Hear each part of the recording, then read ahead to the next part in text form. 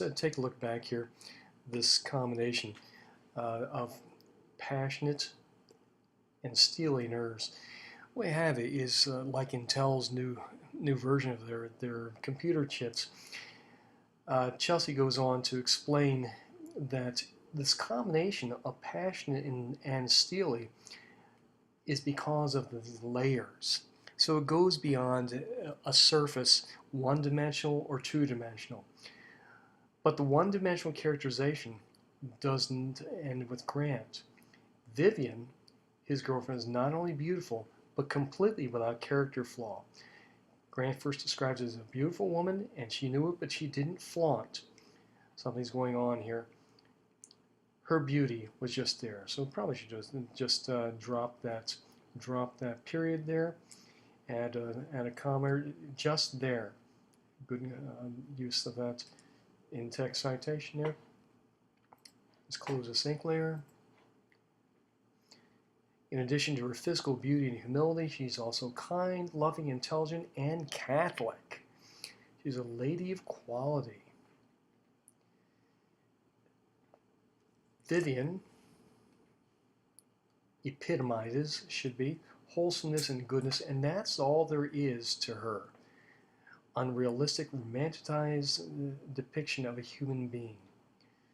That's not a bad idea, but however, why would Gaines portray her that way?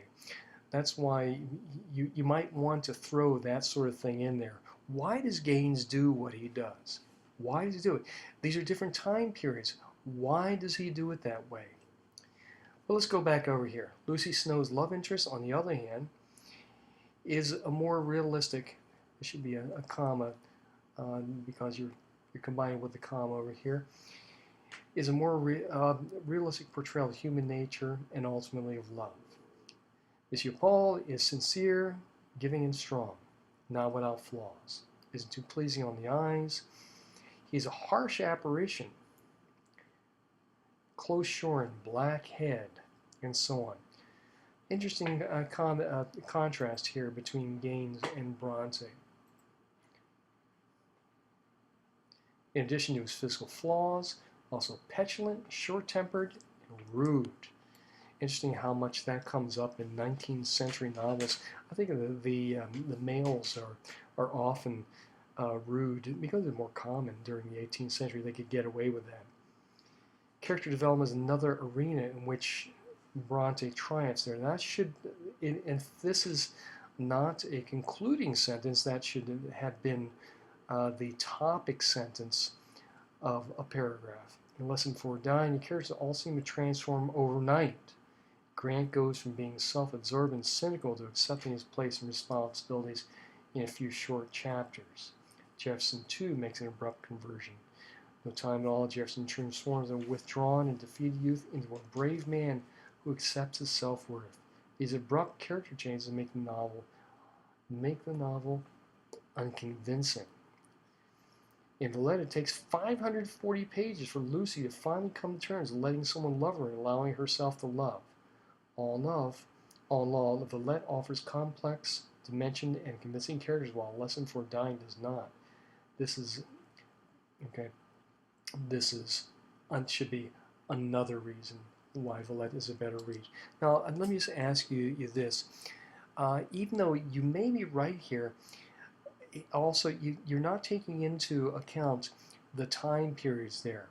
How many people are going to wade through, especially high school students, 540 pages of a lot of verbiage to get to a place that's, well, can be taken care of in 150 pages there. That's what a lot of 20th and 21st century literature is all about. We're in a hurry.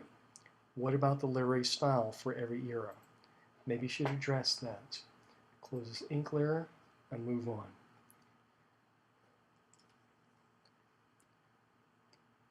A Lesson 4, Dying lacks the strong technique, imagery, and characterization. She's addressed all these things. Technique, imagery, and characterization that Villette presents. For these reasons, Bronte's work overshadows Gaines. While it has potential, A Lesson 4, Dying is predictable and forgettable. Villette, I'm going to italicized, is a testament to loneliness and sorrow.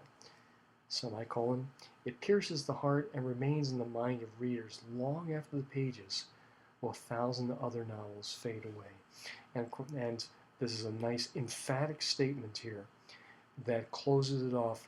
This is what I believe, this is what it is, and you have to say something to convince me otherwise there. Let's close this off, move on to the works cited page. And I don't need to say anything more about this. This is well done. It's right on target. So, a very nice job. I've pointed out my objections and corrections, and that's the overview of this essay.